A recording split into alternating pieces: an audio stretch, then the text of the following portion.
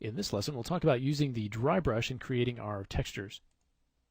So, in many cases, we may have some sculpted detail like the spots on this T-Rex that we want to add texture detail to.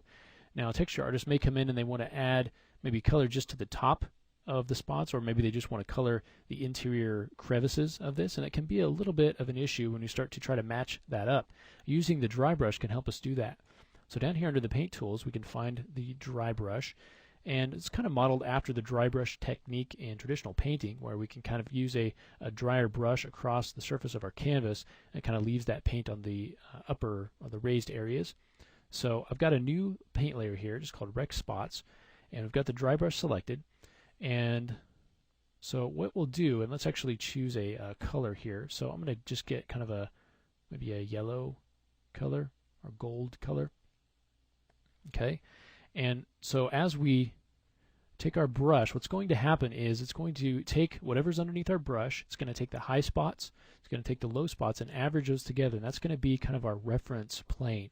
So without holding down any keys, the default behavior is going to be to paint on the raised areas. Okay, so we've got our color, we've got our strength, and now I'm going to click on here on a relatively flat spot overall, and we can see that as we paint through, it's only adding that gold color to the raised areas. Okay, so not holding down any keys, just kind of dragging and painting across the surface here. Okay. Now, one thing to be aware of is if we were to come over here, for instance, where this muscle is, you can see that there's a large raised area here, there's a large raised area here, then an indentation here, and then we have all of the little bumps inside here that we want to paint. If we were to start our brush stroke here, you can see that it's actually not working very well because it's taking the high spot here and the high spot here, and so it's not really working the way that we expect it to work. So just keep that in mind when you're using this as far as how Mudbox is actually calculating that the highs and lows and then that reference plane based on whatever is underneath our brush at the time. So we could come over here, do the sampling, and then as we come over here, we can come in and paint across these bumps a little bit better. Okay, so just keep that in mind.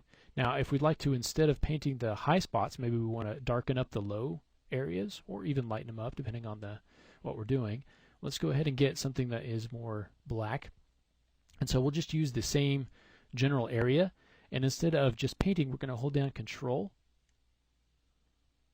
and do the same thing, and that's just going to go in and darken up those crevices between all of those raised areas. So again, we'll just be kind of doing the inverse and painting in those crevices.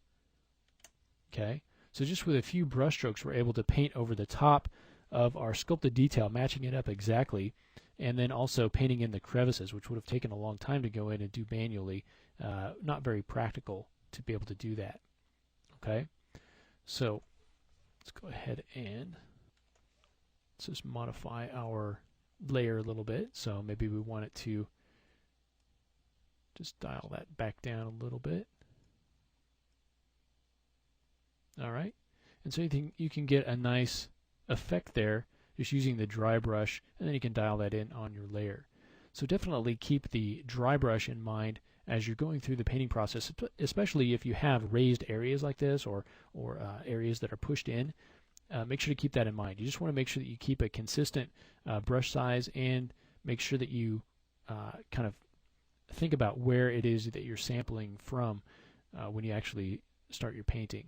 Okay, so thinking about how that's actually calculated. All right, so just go through, do a little bit of painting on the raised areas that you've sculpted using the dry brush. Remember to hold down Control if you want to go ahead and paint into the crevice areas. And then the default behavior is, of course, painting over the top. All right, so the next thing that we want to talk about is we want to actually use some of the new image modification brushes. So we've got a lot of items in here that are going to be really useful in modifying existing textures that we may have, dodge and burn rather, blur, sponge, contrast, hue, and hue shift, invert. A lot of these things are going to be really useful in coming in and adjusting the textures that we've already created. So let's go ahead and look at that in the next lesson.